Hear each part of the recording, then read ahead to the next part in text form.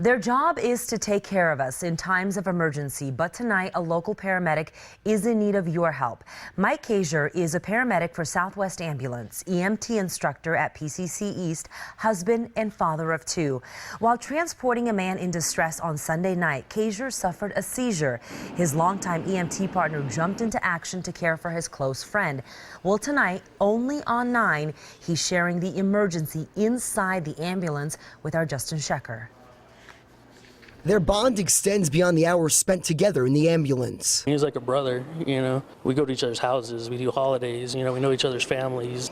Sunday night, EMT Nate Watson was driving, while longtime partner Mike Schecker cared for a patient in cardiac distress.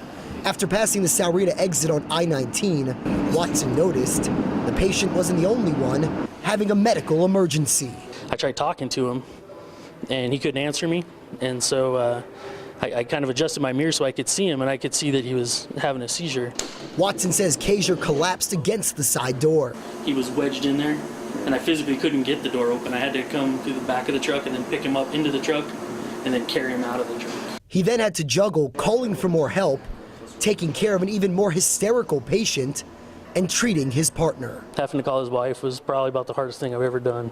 What was it like treating one of your own? During it was just automatic, you know, you just kind of do off instinct what you do, and then afterwards it was pretty intense, you know, a lot of feelings. The next day, Watson says, doctors discovered multiple brain aneurysms, which required surgery. And before they were able to do that, the aneurysm burst, and they did emergency surgery on him. And that's kind of where we're at now. Throughout the week, Watson has visited his buddy's hospital bed. He was starting to do little movements on his left side, which is awesome. He's not opening his eyes, but when you open them for him, they're working like they're supposed to. And so we're hopeful. We're hopeful he's going to be back.